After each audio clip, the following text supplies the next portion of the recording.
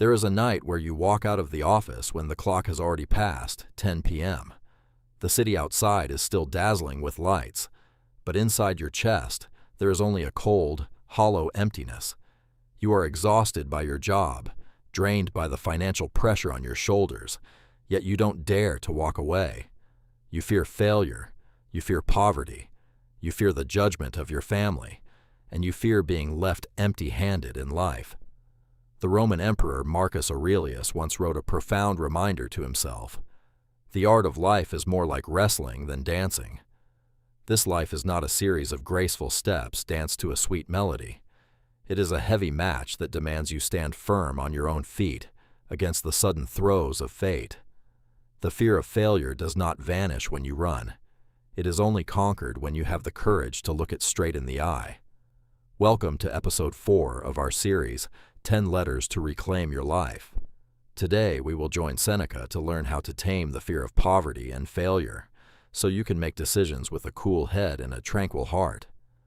Despite his immense wealth in ancient Rome, Seneca lived under the constant threat of political exile and the sudden confiscation of his assets. Through his struggles, he realized a timeless truth. We suffer more often in imagination than in reality. Modern psychology calls this catastrophizing. When you contemplate quitting your job or starting a business, your brain doesn't draw a strategic plan. It drafts a tragedy. You end up broke, homeless, and mocked by everyone. This vague anxiety is what paralyzes your will.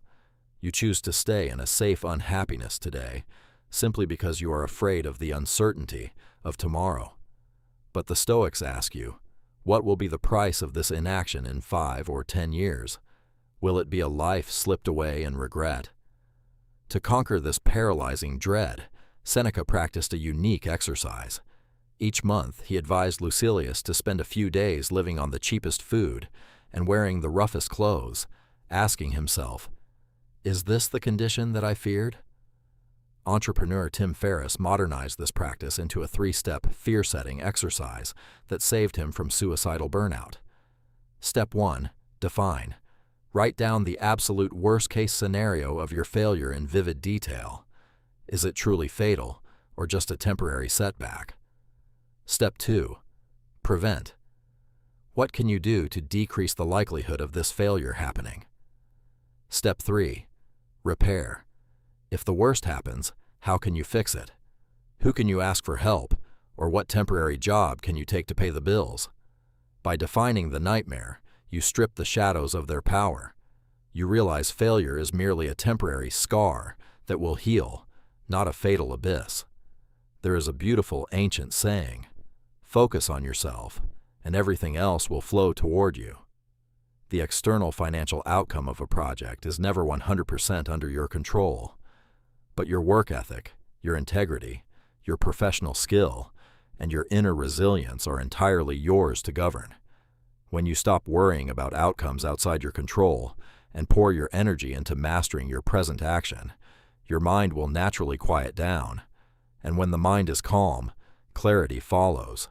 Money ceases to be an abusive master ruling you through fear and becomes an honest tool to protect your freedom and those you love. To close today's letter, remember the words of Ralph Waldo Emerson. What lies behind us and what lies before us are tiny matters compared to what lies within us. Your actionable takeaway for tonight: take 15 minutes, brew a warm cup of tea, grab a blank piece of paper, and run a fear-setting audit on the big decision you've been delaying. Face your fears on paper, and you will realize you are far stronger than you ever imagined. Master your fears to reclaim your life. In episode 5, we will explore Stoic wealth, how to earn money to buy freedom, not a prison cell. If this message touched a quiet corner of your heart, hit that subscribe button and share this video with someone who needs these words today. May you live a life of peace,